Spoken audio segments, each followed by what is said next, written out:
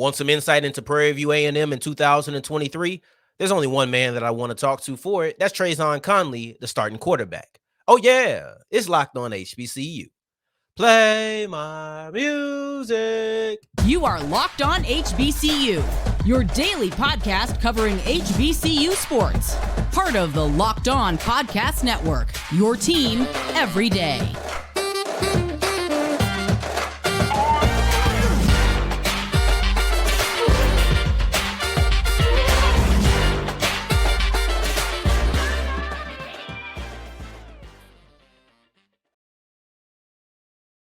Going on, family? Welcome back to another episode of the Locked On HBCU podcast, your numero uno daily one-stop shop. I almost forgot when I went from Spanish to English.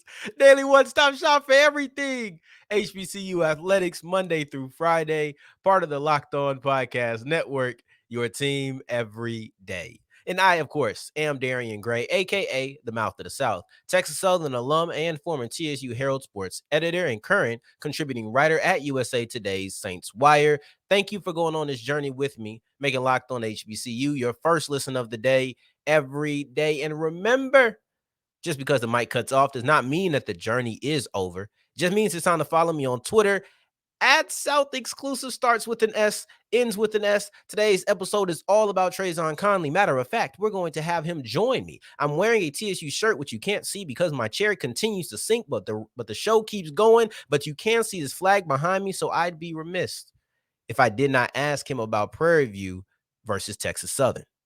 Okay, Trazon, I'm going to ask the question I think everybody in the Houston area probably wants to know. How does it feel knowing that Texas Southern is going to break the drought against PV this year? Like, have you been mentally preparing yourself for this all off season, that your season really starts? We do not lose to TSU. I'll just say that. So I know everybody kind of planning for this and this, that, and the third. Nah, we definitely gonna get to double digits. So yeah, we about 10 wins in a row. We'll be coming up.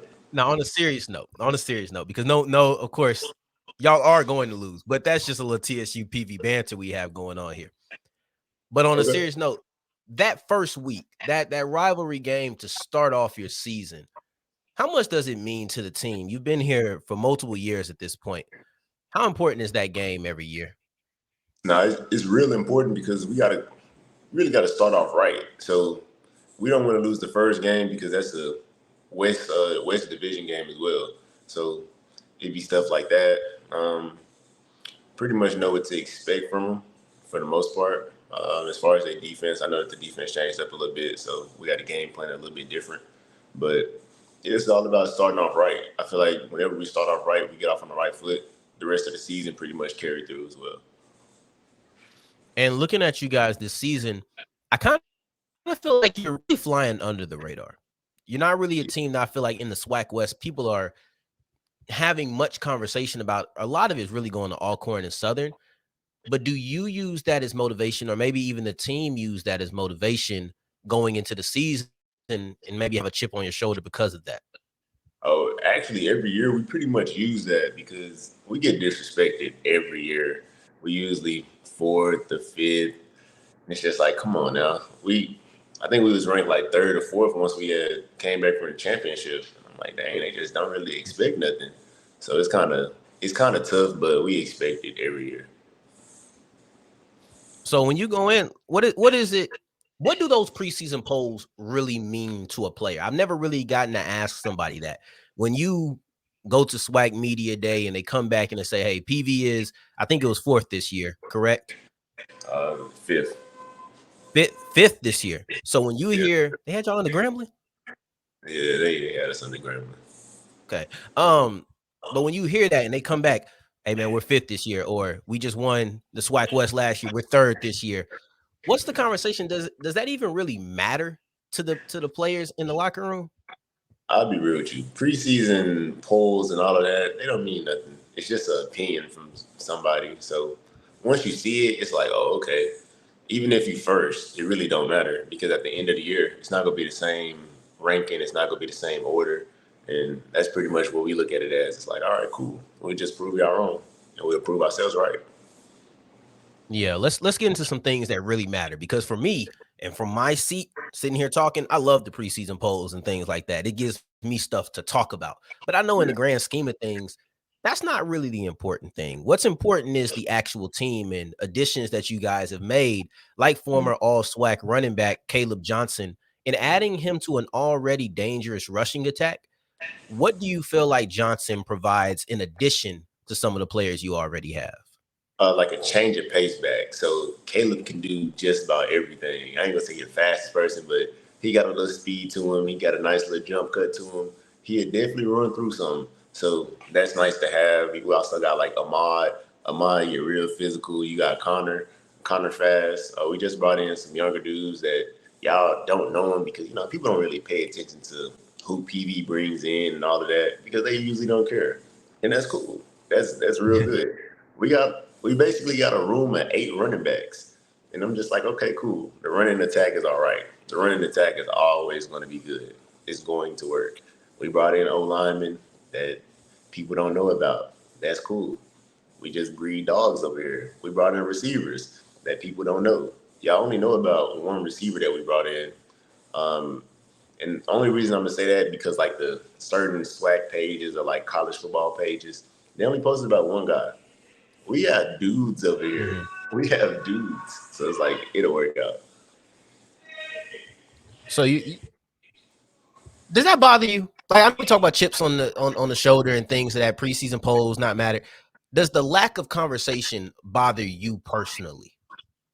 Nothing really bothers me at all. I usually don't care about opinions of other people or pretty much what people say. It doesn't get to me because I usually don't listen to it. There you go. That sounds like a quarterback. That's what I want my quarterback to say. Like I feel like there's certain positions where maybe I want that to light a fire, but I kind of want my quarterback to be extremely poised and handle it that way. You used to play wide receiver, and if I'm not mistaken, you also have a wide receiver on the team now that used to play quarterback, right? Yeah, yeah. Could we possibly see a little position changing occasionally throughout the game this season?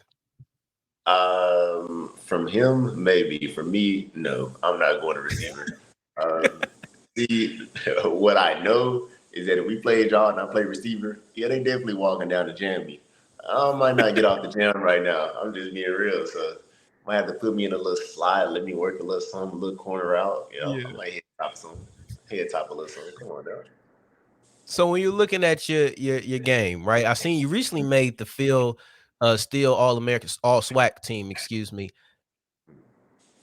What do you feel like some people maybe don't understand or maybe don't give enough appreciation to in your game as a quarterback? So last year, everybody pretty much looked at us and it was like, they had a lot of rushing touchdowns. When we played TSU, I think we had 400 yards rushing, and they was like, this is Yeah, that our. hurt. Yeah, it was just they just ran a 3-man front. So you run a 3-man front, you don't change it. It's like, come on now. And we ran a lot of power. So that was it was easy gaps, just back to back. So I know what a lot of people don't understand is that I like to throw the ball. I do not like running the ball. Yes, I'm Okay. fast. I know I'm fast. I know I can run. I don't like doing that. I just feel like running is in his job description. So he can do a lot of the running. Wide receivers run every play. I don't want to run. I really just Right. want to throw the ball. So I know that's the underappreciated part of the game. And then just the knowledge of everything, just knowing where everybody's supposed to be, what his assignment is, and knowing the defense as well. Yeah.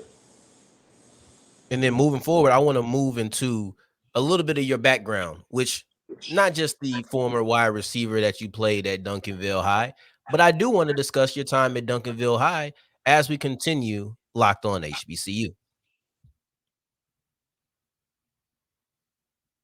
Today's episode is brought to you by LinkedIn Jobs. LinkedIn Jobs is the #1 place for every single business owner. If you are not a part of or you're not on LinkedIn Jobs, then you're failing your company because there are so many qualified candidates. Over 800 million people are on there on a weekly basis. There are so many qualified candidates that you're just choosing to miss out on.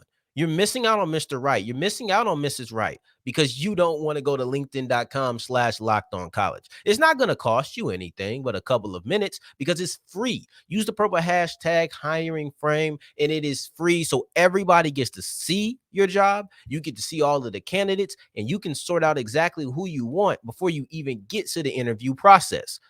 I can't think of any better way to pick up new employees. So go to linkedin.com/lockedoncollege. That is linkedin.com/lockedoncollege and go get one of those 800 million. I guarantee you they are the right fit. And as we continue rolling with today's episode of Locked On HBCU, I have Prairie View A&M quarterback Trazon Connley here with me. And you used to be a Duncanville Panther. Now, that ain't too far up the road from me. I'm in Arlington, so it's a little bit of a drive, but not too much of a drive. I could get there relatively quickly. Mm-hmm. But Texas is known for football. No matter if you're in Dallas, if you're in Houston, East Texas, West Texas, Texas is known for football. What do you think makes this such a special experience within the state? I think it's because football is a religion in Texas. So everybody pretty much plays football, and then it's the money that's invested into football as well. So like any other state, they pretty much can't do it like us. It's just impossible. You can have Louisiana, you can have Florida, you can have the Californians. It don't matter because it's not Texas football. It's just something that's different. Now, that's a real Texan answer. I'm sure being at PV, you got players from all of those states that you've named who are like, nah, I don't know about that. What state do you feel like you've heard make the best argument for being right there toe-to-toe with Texas when it comes to high school ball? It's a sleeper, but Mississippi. The whole state of Mississippi. Mississippi got some dogs, but they got people that's like uber talented. Like you just pretty much never hear about them because it's like the Mississippi system. Because I know they have like 2 big colleges, and then it's like JUCO after that. But a lot of those dudes that are like really really good still go JUCO, and it's kind of crazy to me because I'm like, man, if y'all was out here in Texas, y'all would probably be Texas A&M, Texas Tech, UT. Y'all would be there, but they just don't have enough exposure. That's all it be. Yeah, I feel like when it comes to high school ball, we hear a lot about Texas, California, and I feel like Georgia's starting to come up more in conversation. But some of those smaller states don't get the appreciation because they don't have the total numbers. But I thought that Mississippi was probably a pretty good sleeper pick for you. Yeah. Let's take even farther back than high school days. Little League, man. You started and stopped football a couple of times, played center, like all of these different things early in your experience. What was the point where you went to football and said, all right, I'm not taking any more breaks. This is what I want to do for years upon years? Really, when I started playing for my dad. So my dad already had a team, and I played initially, but I was like, I don't really like football. So honestly, basketball, it really still is my favorite sport. I can go out there and I can go hoop with anybody. I give anybody buckets, but it's not neither here nor there. So when I started playing for my dad, it was more like my dad had done it for so long, and just being around the area, it was like, hey man, your dad was this, your dad was that, and I was like, I want to be better than my dad. That's all it was. So just me having a competitive drive and being like, yeah, I can beat him at this. I was like, yeah, I'm gonna go ahead and do it. And then like we used to get on the game on like NCAA like 13 and 14. I used to whoop him. I'm talking about do him wrong. He'd be in the house mad. I'm like, yeah, I can be better than him. So that's when I decided I'm gonna stick to this because I'm pretty good at it. So basketball is your favorite sport, but you didn't pursue it. Does that mean you ain't that good at basketball, or football you just better at? No, I was pretty good at football, and I'm also good at basketball. But it was my freshman year at Duncanville, and I got into a little bit of trouble. I was kind of hard headed at the time, and yeah, my basketball career kind of dwindled. I was supposed to go to the tryout, but I had got in trouble in Spanish class, and he was like, "Man, you got in trouble. I can't do nothing for you." So at that point, I said, "I'm gonna focus everything into football." So I stopped playing basketball at that point in time. It's funny because a lot of the football players I know, it's whatever it is I think it might just be an athletic thing where a bunch of basketball players want to play football. A bunch of football players want to play basketball. I remember I ain't go that far, but when I was in high school, I had a friend who would swear up and down he was a hooper. I'm talking about doing Yeah. whole hezzies, doing whole Euro steps all over the field. Yeah. What do you think is the connection between these two sports to where it feels like athletes want to play the one that they're not a part of? I think it's because you watch the other one on like your free time.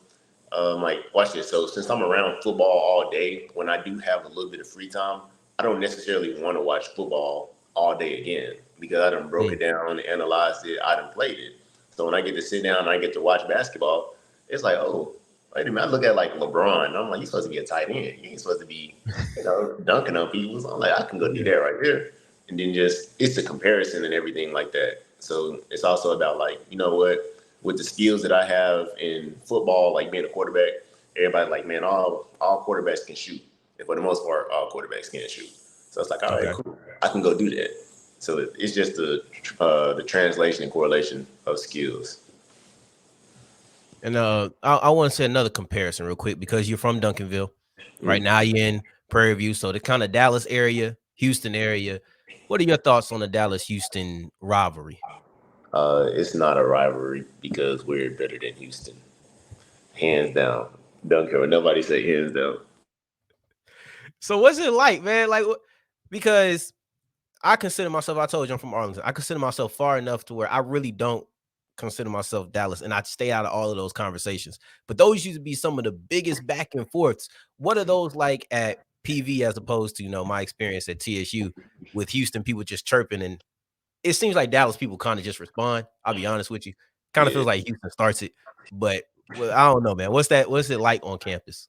All right, so like the Houston people are the ones that do a lot of the talking, a lot of like the out loud stuff. I'm just like, we're not like this in Dallas. Like we real cool in Dallas. Like everything is very calm. So you can pretty much tell a person from Houston because you're like, dang, you talk kind of loud, you talk kind of aggressive. Like we don't do a lot of that. So it's usually them starting it or they start playing like all the H-Town music and all of that. It's just like, yeah, we don't really care about all that. So then they get to talking their little talk, and it's like, all right, now we got to respond. So then once they start hearing a little bit of Dallas music and they start jigging and everything, it's like, yeah, y'all like that. All right, yeah, y'all like that a lot.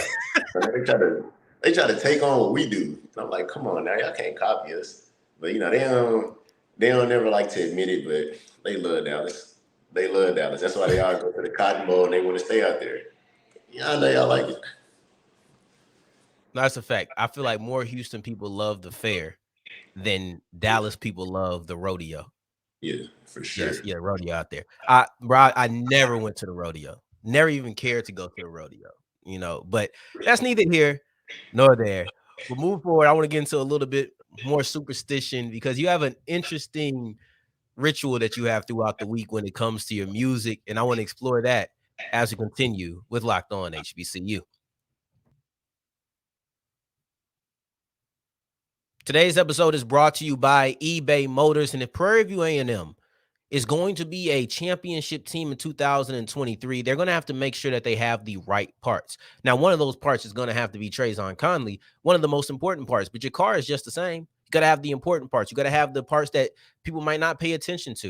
And anytime you need work, there's only one place to go get your parts and accessories, and that is eBay Motors. They have over 120 million parts, and I can guarantee you that they'll have the part for you because all you have to do is put your car into the My Garage section, and then the ones that or the parts that fit your car will come up with a green check. If they do not fit after purchasing them, which is extremely rare, you get them back. No charge. Send them back, no charge, free of charge to you. It's all good. So there's no loss involved here. It's kind of like going to LinkedIn. It all comes together, right? So that's ebaymotors.com. Get the right parts, get the right fit, get the part guaranteed to be for you. That's wrapping up today's episode of Locked On HBCU.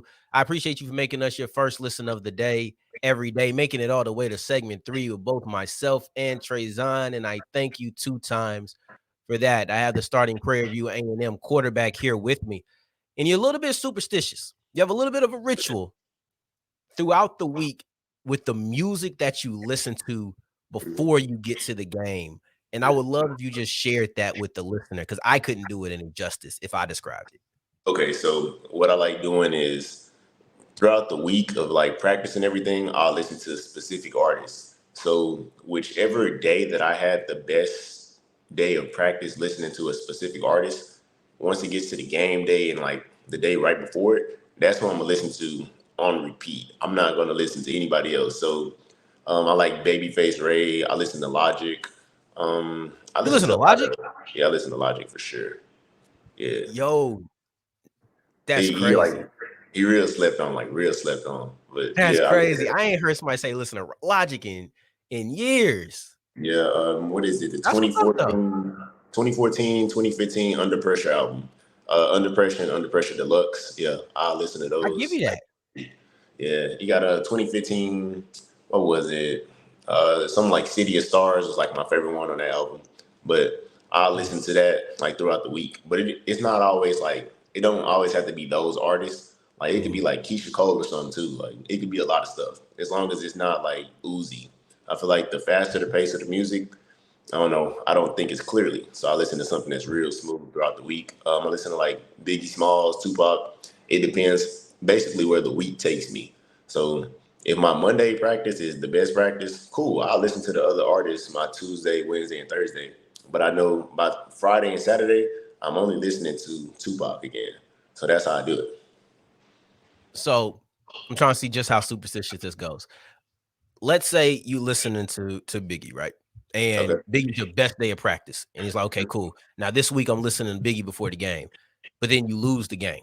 Does Biggie ever go back into the rotation during the year? Or is it like, nah, I can't listen to Biggie anymore because we lost that game when I listened to Biggie? No, I don't listen to Biggie anymore that year. That's how I was like Trippy Red, or if I feel like I can still listen to Trippy Red, but I can't listen to this album because I played that album too much. I won't listen to that album Mm. again until just it's my own personal time. I listen to it. Now, this is interesting. Do you think this is the only superstitious thing that you do or the most superstitious thing you do? Not really. I definitely have it's like a doll, if you want to call it that, but I done had him since I was like 2 or 3. His name is Mhm, Guy. So I put him on mhm, like all of my bags before the game. Yeah, I take Guy everywhere. Like he in my mhm. room right now, but it's like basically a good luck charm. It's Yeah. that. I keep like a picture in my locker, like my granddad. Like it's just certain things that I keep around that. It basically remind me who I am, where I came from, and it just keeps me grounded a lot. So, have you ever forgotten one of those things in like if you have, I want to know what your mind goes to before the game. Like not what happened in the game, but like let's say you just for some reason forgot guy in the dorm room and it's an away game. You can't get to him. What goes to your mind before the game if you don't have guy? I've only done that once, and that was freshman year, and I got hurt. Yeah, played Pine Bluff. I hurt my Achilles, so I said, you know what? Maybe that was the reason that I got hurt because I didn't bring him along. So after that, I brought him every game. I did it No, since that's high school. Yeah, I did it in high school as well. I just put him in the bag because in high school, people look at it like that's kind of weird. So I yeah. wouldn't tell them. But now I don't care. I'm gonna take him everywhere and put him on my bag. No, Yeah, that's crazy, bro. The one time you forgot him, you get hurt. And people yeah, try to say like superstitions I'm very superstitious too. yeah. Like for me, I recently just got to the point where I don't need to listen to music before I record episodes. Like I Mm. listen to music all the time, soundtrack of my life, right? I used to go certain song. I used to be Isaiah Rashad Modest. Then it was anything Isaiah Rashad. Then it was anything that I just know the lyrics to. And now I kind of get away from it. But that's crazy, man. And I'm with you when it comes to superstition. Yeah. Something else that you do off of the field is you cut hair. How long you been doing that? I've been cutting hair since I was 14. So my dad is a barber, and he pretty much told me I don't have an option to learn how to cut hair. He was like, because you always out here watching. He was like, why you don't do it? So the first time that I did it, yeah, I scalped my dad. Yeah, he was bald headed for like 2, 3 weeks. He was like, no, it's cool. It's just hair. It grows back. I was Right. devastated. I was hurt because I was like, man, I didn't get my bald head. So I didn't get back into cutting for like another like couple of months. And then I got back into it. I came here, and the first 2 people that I cut was Dwayne Tucker, like the best running back that I've seen in my life.